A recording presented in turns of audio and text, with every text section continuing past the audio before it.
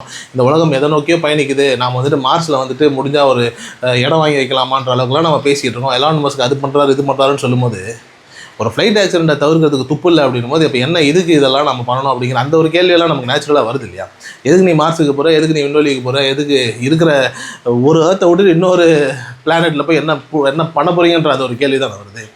இங்கே இருக்கிறதுல இங்கே வாழக்கூடிய மக்களுக்கு நம்ம என்ன செய்யணுமோ அதற்கான சேஃப்டி மெஷர்ஸ் என்னவோ அதை நோக்கித்தான் இந்த உலகமும் நம்மளுடைய அறிவும் நம்மளுடைய ஒட்டுமொத்த குழுவும் பயணிக்கணுமே தவிர்த்து இங்கேருந்து பேர்த்துக்கிட்டு போய் இன்னொரு இடத்துல போய் வந்துட்டு வேலை செய்கிற மாதிரியான எந்த வேலையும் பெருசாக ஒன்றும் பண்ண தேவையில்லை. ஸோ அப்படி இருக்கும்போது அறிஞர்களாக இருக்கட்டும், அறிவியல் அறிஞர்கள்லேருந்து எல்லா விதமான மனிதர்களும் வந்துட்டு இந்த மாதிரியான விஷயங்களை இதுக்கப்புறம் சமுதாயத்தில் இதுக்கப்புறம் நம்மளுடைய நாட்டில் எந்த நாட்டிலையும் நடக்காத மாதிரியான வேலைகளை தான் நாம் பண்ணுறதுக்கான ஒரு முன்னெச்சரிக்கை எடுக்கணும். ஏன்னா இன்றைக்கும் ஒரு கிணற்றில் வந்துட்டு ஒரு குழந்தை விழுந்துருச்சுன்னா மனுஷன் போய் தான் தூக்கணும், இல்லை வேறு ஏதாவது ஒரு மெஷர்ஸில் தான் தூக்கணுன்ற ஒரு நிலை தான் இருக்கே தவிர்த்து விஞ்ஞான ரீதியாக எந்த விதமான கண்டுபிடிப்போம் டெக்னிக்கலாக எந்த விதமான ஒரு நிலையும் நமக்கு இல்லை.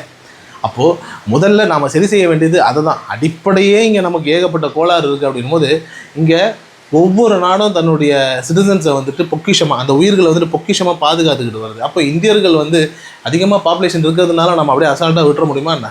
கண்டிப்பாக கிடையாது இல்லையா? அப்போது நம்ம மனிதர்களை, நம்மளை சுற்றி இருக்கக்கூடிய மனிதர்களை இந்த மாதிரியான ஃப்ளைட் கிராஷாக இருக்கட்டும், எந்த விதமான ஒரு அசம்பாவிதமாக இருக்கட்டும், இது எதுவுமே நடக்காத மாதிரியான ஒரு தற்காப்பை நோக்கி தான் நம்மளுடைய சயின்டிஸ்ட்டு, நம்மளுடைய வருங்காலம், நம்மளுடைய அரசியல்வாதிகள் எல்லாமே அதை நோக்கி தான் பயணிக்கணும்.